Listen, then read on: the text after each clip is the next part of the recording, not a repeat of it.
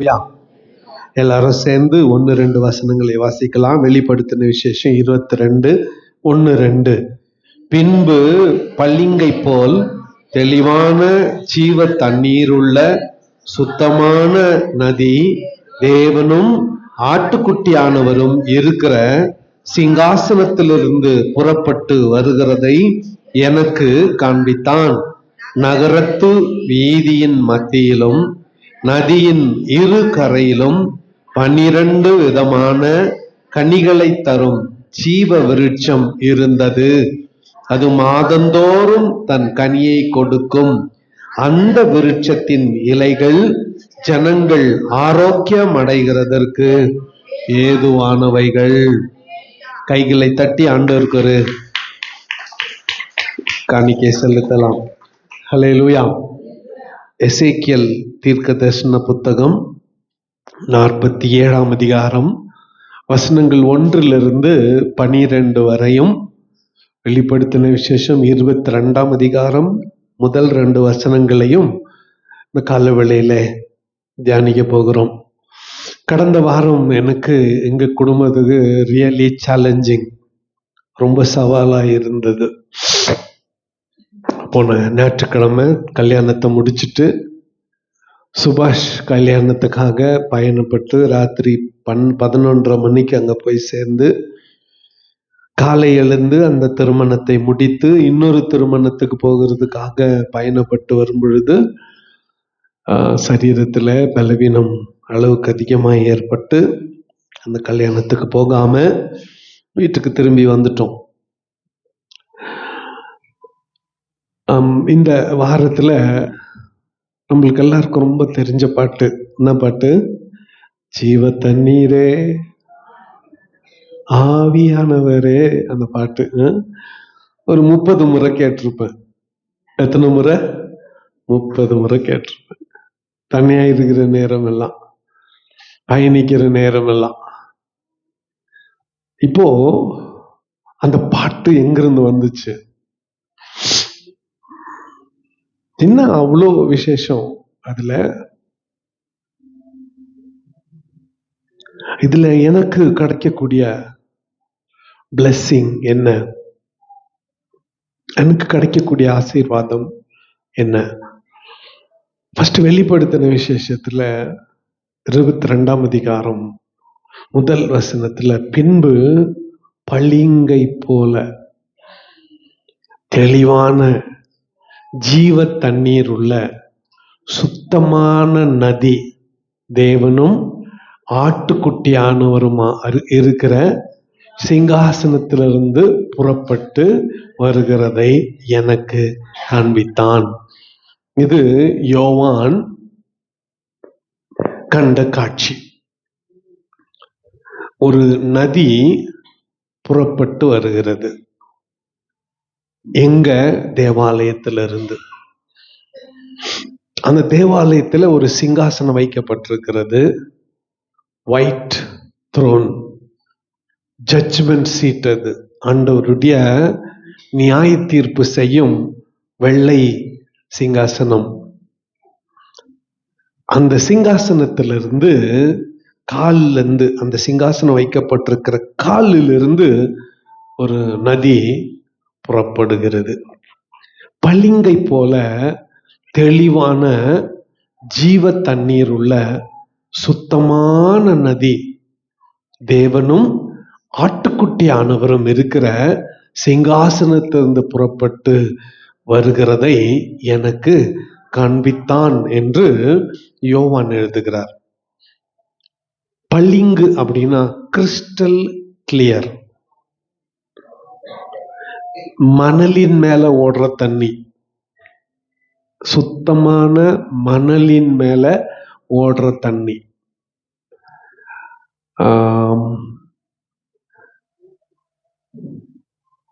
அந்த தண்ணீர் புறப்படுகிற இடம் ஆட்டுக்குட்டியானவர் இருக்கிற சிங்காசனம், அதுல இருந்து புறப்பட்டு வருகிறது.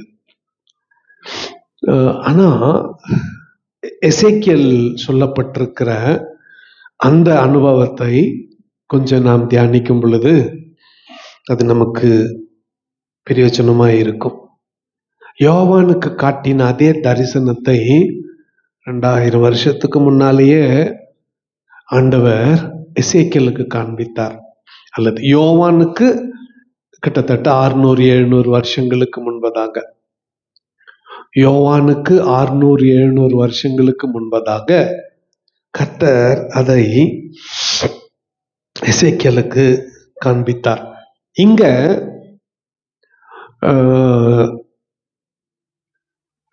டூரிஸ்ட் கைடுங்க இருக்கிறாங்கல்ல, டூர் கைடுங்க, ஒரு புராதான இடங்களுக்கு போனா, மகாபலிபுரம், மாமல்லபுரம் போன்ற இடத்துக்கு போனா அந்த இடத்துல இருக்கக்கூடியத விளக்கி சொல்றதுக்கு இருப்பாங்க. அவங்களுக்கு பேரு டூரிஸ்ட் கைடுங்கன்னு பேரு. அப்படிப்பட்ட ஒருவன் நினைச்சுக்கோங்க. ஒரு தேவதூதன் தீர்க்கதரிசியை கூட்டிட்டு போய் கையில டேப் வச்சுக்கிட்டு அளக்க சொல்லி அளந்து காட்டுக்கிறான். ஃபர்ஸ்ட் அந்த சம்பவத்தை பார்க்கலாம். அதுக்கு பிறகு அதுல நமக்கு இருக்கக்கூடிய ஆசீர்வாதத்தை தியானிக்கலாம். பின்பு அவர் என்னை ஆலயத்தின் வாசலுக்கு திரும்பி வர பண்ணினார். எருசலேம் எல்லாம் சுத்தி காமிச்சிட்டு ஆலயத்தின் வாசலுக்கு திரும்பி வர பண்ணினார். வாசற்படியின் கீழிருந்து தண்ணீர் புறப்பட்டு கிழக்கே ஓடுகிறதாய் இருந்தது. ஆலயத்தின் முகப்பு கிழக்கு நோக்கி இருந்தது. அந்த தண்ணீர் ஆலயத்தின் வலதுபுறமாய் பலிபீடத்திற்கு தெற்கே பாய்ந்தது. அவர் என்னை வடக்கு வாசல் வழியாய் புறப்பட பண்ணி என்னை வெளியிலே கீழ் திசைக்கு எதிரான புறவாசல் மட்டும் சுற்றி நடத்தி கொண்டு போனார். அங்கே தண்ணீர் வலது புறத்திலிருந்து பாய்கிறதா இருந்தது. அந்த புருஷன் தமது கையிலே நூலை பிடித்து கொண்டு கிழக்கே புறப்படுகையில் 1000 முழம் அளந்து என்னை தண்ணீரை கடக்க பண்ணினார். தண்ணீர் கணுக்கால் அளவாய் இருந்தது. ஒரு பலிபீடத்திலிருந்து ஒரு நதி புறப்பட்டு ஓடுது. அவர் கையில மெஷரிங் டேப் இருக்கிறது. அந்த நூலை பிடிக்க சொல்றாரு. 1000 முழம் அளவுக்கு பிடிச்சிட்டு இந்த இடத்துல கடந்து போன்னு சொல்றாரு. இப்ப தீர்க்கதரிசி அந்த இடத்துல கடக்குறான். அங்க தண்ணி கணுக்கால் அளவு தான் இருக்கிறது. கணுக்கால் அளவு தண்ணீர் இருக்கிறது. இவன் அதை கடக்கிறான். மறுபடியும் டேப் பிடிக்கிறார், நூலை பிடிக்கிறார்.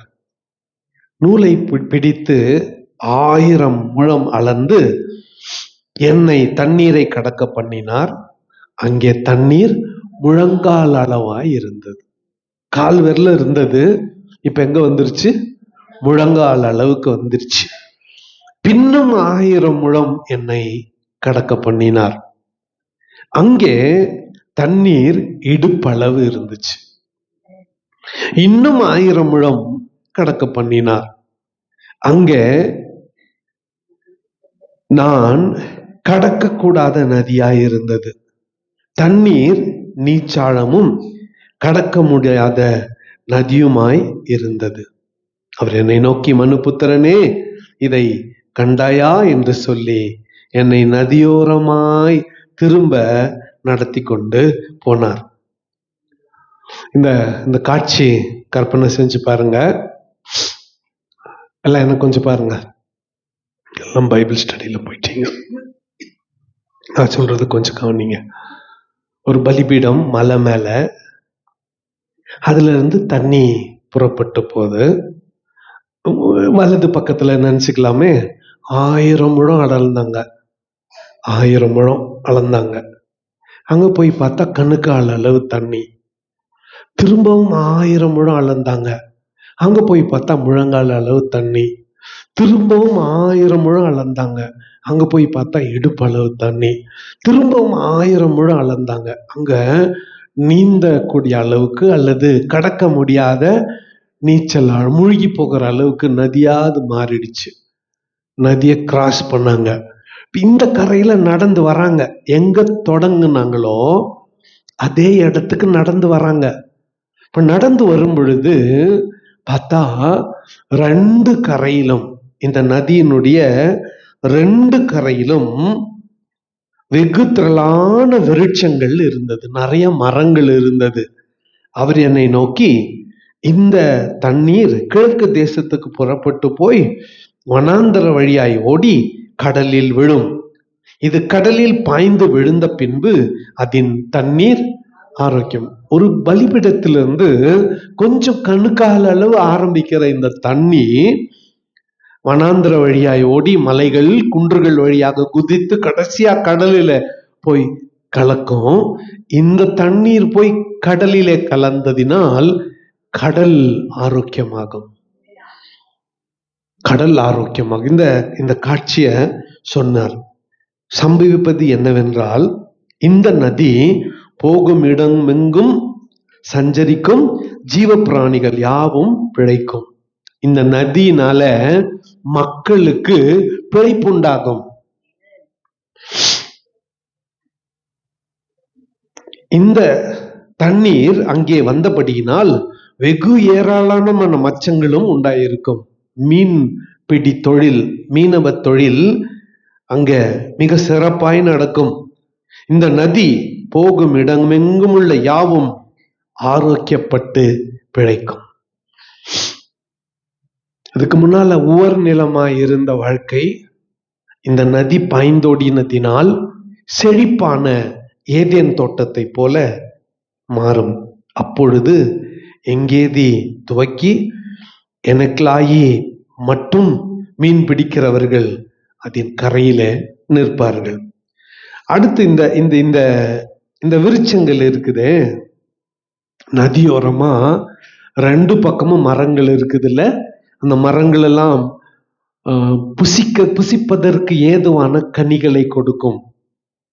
அந்த கனிகள் பசியை ஆற்றக்கூடியதாய் இருக்கும். அதனுடைய இலைகள் மருந்தாக இருக்கும். அமிர்தமாய் அல்லது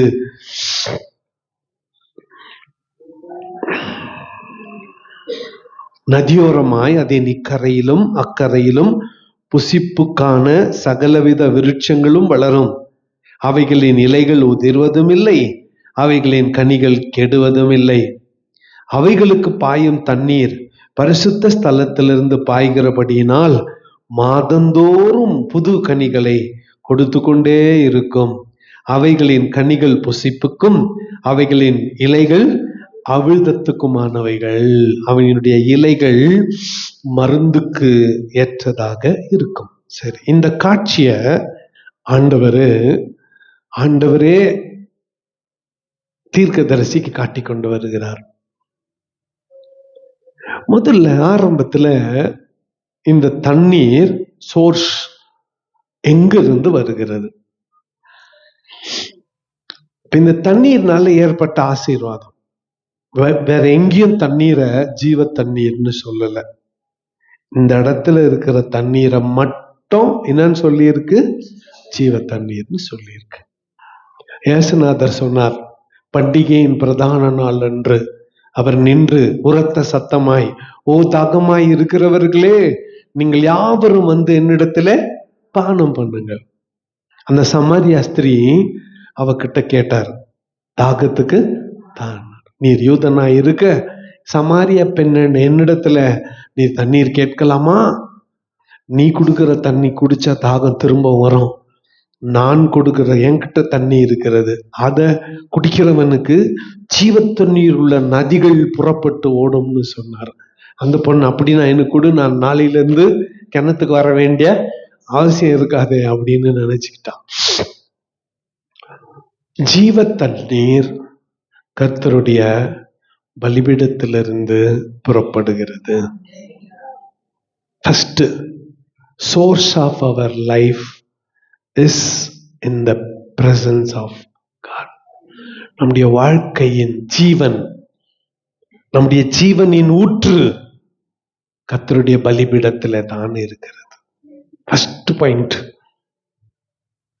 இந்த நதியில இருக்கிற அத்தனை ஆக்டிவிட்டிஸ்க்கும் அத்தனைக்கும் ஊற்று எங்கதான்? ஆண்டவருடைய பலிபீட சிங்காசனத்துல ஆட்டுக்குட்டியானவர் வீற்றிருக்கும் இடத்துல தான் இத்தனையும் ஆரம்பமாகிறது. இன்னும் சொல்ல போனா அந்த சிங்காசனத்துல ஏசுநாதர் உட்கார்ந்துருக்கிறாரு நினைச்சுக்கலாம். எல்லாம் அவருடைய பாதத்துல தான் ஆரம்பமாகிறது. Everything begins in his feet. அவருடைய கால்கள் கிட்ட தான் எல்லாம் ஆரம்பமாகிறது. அந்த பாரமான சிலுவையை அவர் சுமக்காமல் இருந்திருந்தால் எனக்கு இந்த மதிப்பு எது? கரடுமுரடான அந்த பாதைகளில் அந்த பாரமான மரத்தை சுமந்து கொண்டு அவர் நடக்காதிருந்தால் எனக்கு இந்த வாழ்க்கை ஏது? எல்லாம் அவர் கொடுத்தது. நாம் இந்த வாழ்நாள்ல இதை மறந்து விடக்கூடாது. எந்த உயரத்துல கர்த்தர் நம்மை கொண்டு போனாலும் சரி, எந்த நிலைமைக்கு கர்த்தர் நம்மை உயர்த்தினாலும் சரி, இது கர்த்தர் கொடுத்தது என்பதை மறந்து விடக்கூடாது. தீர்க்கதரிசிக்கு ஆண்டவரே நினைப்பூட்டுகிறார். கயிறு பிடிக்க சொல்றாரு, பிடிக்கிறான். 1000 முழம் அளக்குறாங்க. இப்ப நடந்து பாருன்னார். கணுக்கால் அளவு இருந்துச்சு. இது உஷ்ணத்துக்கு, கோடை காலத்துக்கு இதமானது எது தெரியுமா? கணுக்கால் அளவு தண்ணி. இந்த பக்கம் பாலைவனம், நடந்து வரும். இங்க ஒரு சின்ன நீரோடை, கணுக்கால் அளவு தண்ணி தான் போகுது. அதுல நெளிச்சுன்னு கொஞ்ச நேரம் ஆடுறதுக்கு நம்மளுக்கு ஆசை, ஜாலியா கால் ஓட்டு ஆடுறோம். ஆனா அந்த நதியிலே இருக்கிறவரெல்லாம் தான் அந்த சந்தோஷம். இந்த கடந்து இந்த வனாந்தரத்துக்கு போனியானா முந்தின நிலைமையை பார்க்கிலும் பிந்தின நிலைமை கஷ்டமா இருக்கும். எப்படின்னு சொல்றேன் கேளுங்க. இப்போ இந்த வெயில்ல நடந்து வந்தோமா, சில்லுன்னு தண்ணியில கால் பட்டதும் இதமா இருந்துச்சு. கொஞ்ச நேரம் அதுல கால் ஆட்டி நின்றோம். மறுபடியும் வெயில்ல நடக்க ஆரம்பிச்சா முன்ன பத்திக்கிச்சு பாரு, அதை விட ஜாஸ்தி பத்திக்கும் இப்போ காலு.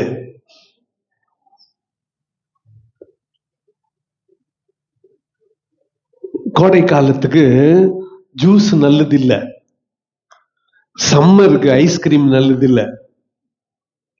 புரியல நிறைய பேருக்கு. புரிஞ்சுச்சா புரியலையா?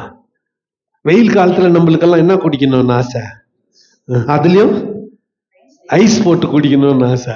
அன்னைக்கு ராத்திரியே என்ன பிடிச்சுக்கோ, ஜலதோஷம். யார் சொன்னது இந்த வார்த்தை? அது பிடிச்சுக்கோ. அது வந்துச்சுன்னா மாத்திரை சாப்பிட்டா 7 நாள், மாத்திரை சாப்பிடலன்னா 1 வாரம். என்ன அப்படி பாக்குறீங்க? நீ தானா சாப்பிடு, 7 நாளுக்கு அத்த சிந்தி போட்டுன்னு தாங்கணும்.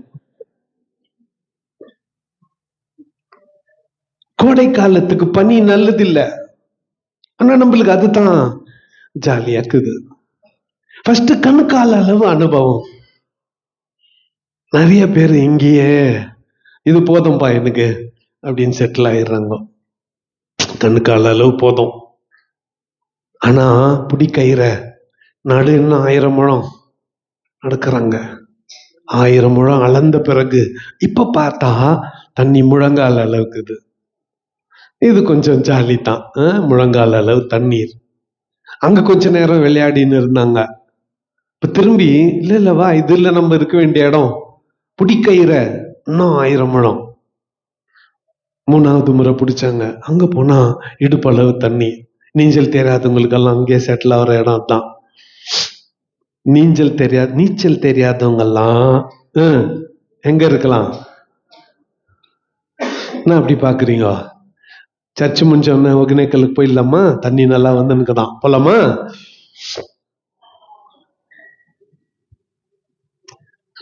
இடுப்பளவு தண்ணி இருக்கிற இடம், விளையாடுறதுக்கு ஏற்ற இடம்.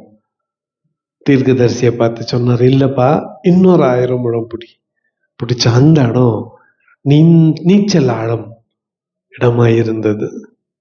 அங்க நடக்க முடியல, நடந்து கடக்க முடியல, அங்க நீந்தித்தான் கடந்து போக வேண்டும்.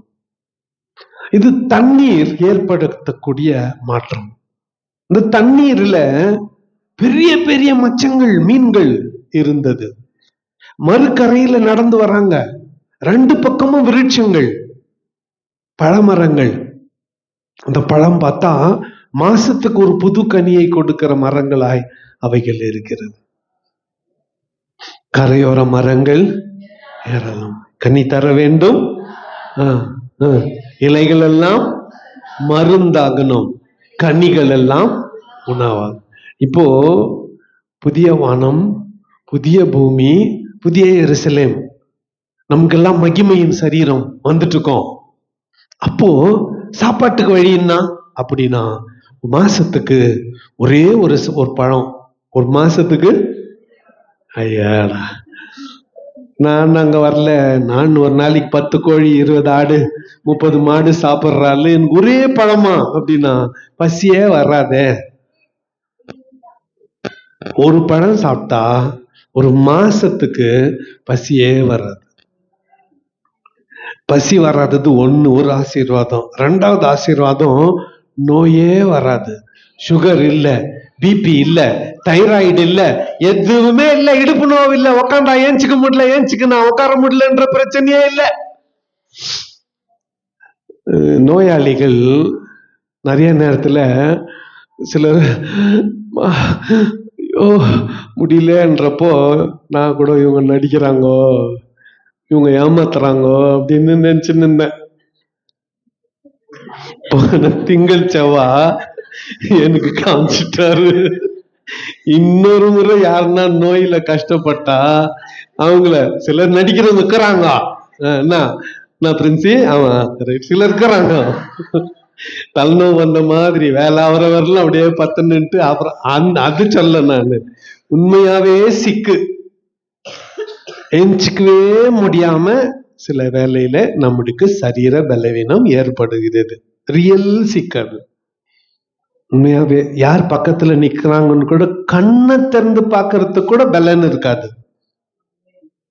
சீரியஸ் நான் சொல்றது, கண்ணை திறந்து பாக்குறதுக்கு கூட பலன் இருக்காது. அவங்க பேசுறது காதுல கேட்கும், ஆனா திரும்பி இப்படி பாக்குறதுக்கு முடியாம அப்படியே படுத்துன்னு இருக்கிற நிலைமை ஏற்படும். இப்போ இது ஒவ்வொரு மனுஷனுக்குள்ளும் இருக்கக்கூடிய ஆரோக்கியமற்ற ஒரு நிலை. பசி இல்லாம இருக்கிறது 1, நோய் இல்லாம இருக்கிறது 2. பசி இல்லாம இருக்கிறது 1, நோய் இல்லாமல் இருக்கிறது இன்னொன்று. இந்த 2 ஆசீர்வாதம் இந்த நதியில. ஃபர்ஸ்ட் பசி இருக்காது. அப்படியே பசி வந்தாலும் கரையில இருக்கிற பழத்துல 1 பறிச்சு சாப்பிட்டா ஒரு மாசத்துக்கு பசி எடுக்காது. அற்புதமான ஒரு ஆசீர்வாதம். யோசித்து பாருங்களேன், மாசத்துக்கு ஒரு முறை ஒரே ஒரு பழம் சாப்பிட்டா பசியே வராதுன்னு சொன்னா எவ்வளவு பிரச்சனைகளுக்கு முற்றுப்புள்ளி. நம்ம தானே, எனக்கு தொண்டைத்தான் போட்டாங்கோ, எனக்கு கோக்கத்தான் வந்துச்சு அப்படின்றதெல்லாம் இல்ல இல்ல இல்ல இல்ல. 2வது, சரீரம் என்பது நோய்க்கு உட்பட்டது. பாவம் செஞ்ச பிறகு, பாவம் செய்யறதுக்கு முன்னால இல்ல, விலக்கப்பட்ட கனியை புசித்த பிறகு இந்த சரீரம் முதுமைக்கும் நோய்க்கும் உட்படுத்தப்படுகிறது. 2, ஒன்னு நோய், இன்னொன்னு முதுமை. கவனிக்கிறீங்களா நான் என்ன சொல்றேன்னு? ஒண்ணுன்னா நோய், இன்னொன்னுன்னா முதுமை. 2த்தையும் நம்ம எல்லாரும் கடக்கணும். 20 வருஷத்துக்கு முன்னால் இருந்த பலன் இப்ப என் சரீரத்துல இல்ல.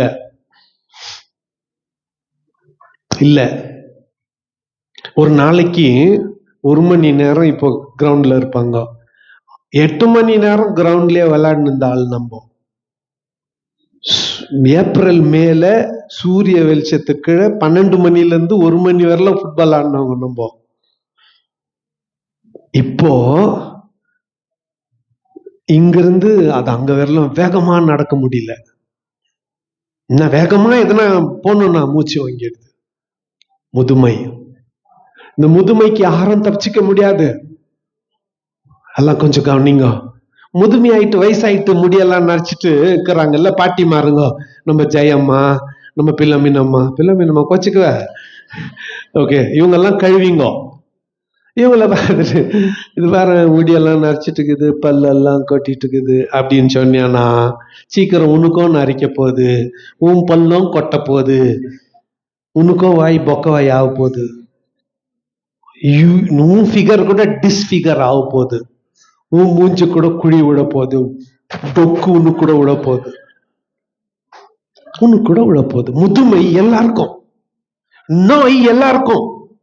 ஆனா இங்க தீர்க்கதரிசிக்கு கர்த்தர் காட்டுற விஷயம், இந்த மரத்துல இலைகள் இருக்கு, நோய் வராது. வந்துச்சுன்னா ஒரு இலையை பிச்சு சாப்பிட்டதும் என்ன ஆயிடும்? நோயெல்லாம் நல்லாயிடும். சரி, இது ஒரு தனிப்பட்ட ஆசீர்வாதம். கொஞ்சத்தை சொல்லி வந்தா கரையோரம் கோடி கோடி கோடி கோடி மீனவர் கூட்டம் ஓடி ஓடி இங்க பார்த்தா ஆயிரக்கணக்கான லட்சக்கணக்கான மக்களுக்கு பிழைப்பு உண்டாகி இருக்கிறது. அநேகருக்கு பிழைப்பு உண்டாகி இருக்கிறது. இந்த நதியில எல்லாரும் வலை வீசுறாங்க, மீனை பிடிக்கிறாங்க. ஒரு பெரிய தொழில் ஏற்பட்டிருக்கிறது, செழிப்பு ஏற்பட்டிருக்கிறது, வளமை ஏற்பட்டிருக்கிறது. அப்போ இரண்டாவது, குறைவுகள் நிறைவாக்கப்படுகிறது. எல்லா குறைவுகளும் நிறைவாக்கப்படுகிறது, எல்லா தேவைகளும் சந்திக்கப்படுகிறது, எல்லா தேவைகளும் சந்திக்கப்படுகிறது. அன்னைக்கு ஒரு நாள் காவேரி நம்ம மேட்டூர் டேம்ல திறந்து விட்டு இருக்கிறாங்க. அது புதுசா போகுது, கடைமடை பகுதிக்கு போகுது. அத்தை திறந்து விட்டதுனால அத்தை வீடியோல டிவி நியூஸ்ல காட்டின்னுக்கிறாங்க. இப்ப அந்த அது அது போயினே இருக்கிறப்ப திடீர்னு எனக்கு ஒரு இன்ட்ரெஸ்டிங் ஒரு அது தெரிஞ்சது தான். அன்னைக்கு அது எனக்கு ஒரு புதிய கண்ணோட்டத்தை கொடுத்தது. அது என்னன்னா, அங்க ஒரு பெரிய பள்ளம், இந்த நதியில தண்ணி போகுது இல்ல, இந்த தண்ணீர் அங்க நிலத்துல பாயறதுக்கு தான் திறந்து விட்டு இருக்கிறாங்க. ஆனா ஆற்றில ஏற்பட்டிருக்கிற அந்த பள்ளத்தை தான் ஃபர்ஸ்ட் தண்ணி நப்புது. ஃபர்ஸ்ட் குறைவு தான் நிறைவாகிறது. விளைச்சலை பத்தி அப்புறம் யோசிக்கலாம். ஃபர்ஸ்ட் குறை என்ன ஆயிடுது சொல்லுங்க? உன் குறையெல்லாம் நிறையாகும். சொல்லுங்க பக்கத்துல இருக்கிறவங்கள பார்த்து, உன் குறையெல்லாம் சொல்லுங்க தயவு செஞ்சு, உன் குறையெல்லாம், உன் குறைவெல்லாம் நிறைவாகும். இப்ப இந்த நதியில ஏற்படக்கூடிய ஆசீர்வாதம் பாருங்களேன். ஃபர்ஸ்ட் அது எந்த அனுபவத்துக்குள்ள நீ போகணும்னு நினைச்சாலும் சரி, கணுக்காலோட நின்னுடு உன் இஷ்டம், முழங்காலோட நின்னுடு உன் இஷ்டம், இடுப்பளவு நின்னுடு இங்கிருந்து ஒகனைகள் கூட்டின்னு வந்தா கூட கல்லு மேலேயே உக்காந்துட்டு பார்த்த அந்த குரங்கங்கள்லாம் உண்டு, ரைட்டா? தண்ணிலே கால் வைக்காம இன்னத்துக்கு வரணும். நீங்க 1க்கு 2 பஸ் புக் பண்ணி நான் கூட்டின்னு போனா கல்லு மேல உக்காந்து பார்த்துன்னு வந்து என்னத்துக்கு உங்களை கூட்டின்னு போனோம் நானு? உங்க இஷ்டம். தண்ணியில கால் வச்சு ஆடமாட்டேன்றது உன் தீர்மானம், யுவர் டிசிஷன். ஆனா கர்த்தர் என்ன சொல்றாரு? ஏன் சமூகத்தில இருந்து, ஏன் பிரசன்னத்திலிருந்து ஒரு நதி புறப்பட்டு ஓடுகிறது. ஆரம்பத்துல கணுக்கால், அப்புறம் முழங்கால், அப்புறம் இடுப்பளவு, அப்புறம் நீந்தக்கூடிய ஆழத்துக்கு கொண்டு போகிறது. நீ எங்க போக நினைக்கிறியோ நான் அங்கே உன்னை கொண்டு போகிறேன். கர்த்தர் சொல்றார். வெறும் கணுக்காலோட நின்னுட உனக்கு இஷ்டமா? நின்னுக்கோ. முழங்கால் அளவுல போக இஷ்டமா? நின்னுட, அங்க நின்னுக்கோ. இடுப்பளவு போதுன்றீங்களா? அங்க நின்னுக்க. இல்ல இல்ல ஆண்டவரே பத்தாது, நீந்த கூடாத ஆழத்துக்குள்ள நான் செல்ல வேண்டும் என்றால் அங்கேயும் கர்த்தர் உன்னை வழி நடத்துகிறார். சிலருக்கு தண்ணினாவே பயம். நம்ம செல்வம் மாதிரி கரண்ட்ல கூட வேலை செய்வோம், வெறும் கையில முருகுவான். ஆனா தண்ணி கிட்டனா பயம். ஏன்னா ஏற்பட்ட அனுபவம் அப்படி. இவருங்கெல்லாம் வீட்டுக்கு தெரியாத போய் கோல்குண்டா டேங்க்ல குளிக்க போய் ஒருத்தனை கூட வந்தவனை பறி குத்துட்டாங்க. அவன் கண்ணு முன்னாலே ரொம்ப உயிர் நண்பன் சத்துட்டான். உடனே அந்த தண்ணியை பார்த்தோன்னே என்ன வந்துடும்? பயம் வந்துடும். ஆனா இது அந்த தண்ணி இல்ல. அங்க ஆண்டவர் கூடவே இருக்கிறாரு, ஆண்டவர் கூடவே இருக்கிறாரு. நீந்தக்கூடாத ஆழத்துல மூச்சு முட்டி மூழ்கி செத்துற மாட்ட. ஏன்னா யார் கூட இருக்கிறது? இந்த பச்சு பாருங்க, கயிறு, அந்த நூல் பிடிக்கிறாங்க, டேப்பு, ஒரு எண்டு உங்ககிட்ட இருக்குது, இன்னும் 2 அவர்கிட்ட இருக்குது. இந்த டேப்புல ஒரு முனையில நீ, மறுமுனையில அவரு.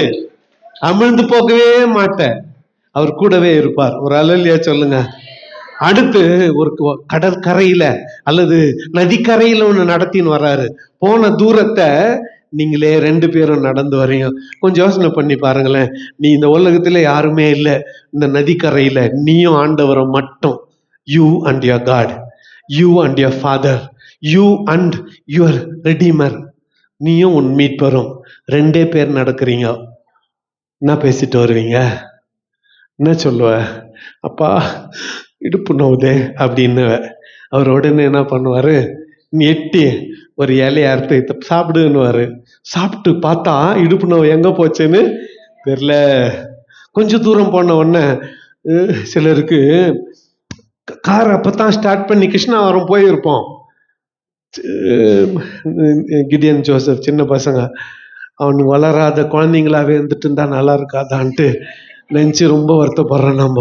நாங்க 2 பேர் ஏன்டா இந்த பிள்ளைங்க வளர்ந்துச்சோ, வளராமலே இருந்திருந்தா நல்லா இருந்திருக்குமே.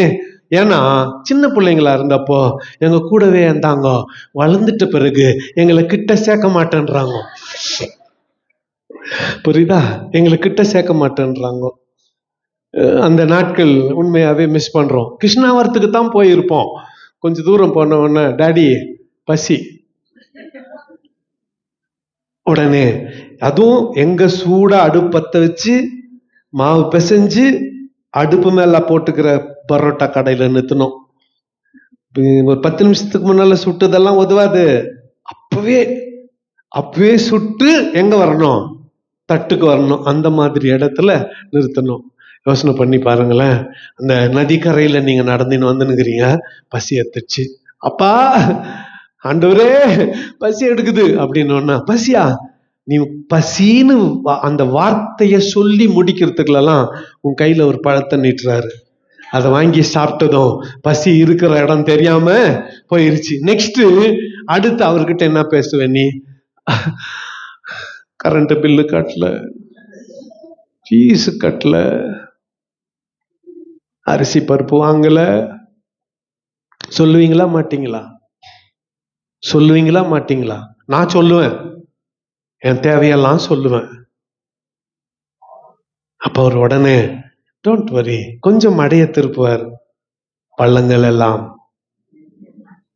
எல்லாம் என் குறைவுகள் எல்லாம். அப்புறம் என்னை பார்த்தா குறைவு ஒண்ணுமே தெரியாது. என் வீட்டுல எண்ணெய் குறைவு இருக்காது, திராட்சை ரசம் குறைவு இருக்காது, அரிசி குறைவு இருக்காது, பருப்பு குறை இருக்காது, எதுவுமே இருக்காது, குறையே இருக்காது. குறைகள் எல்லாம் அவருடைய ஜீவ தண்ணீரால நிறைவாய் மாறியது.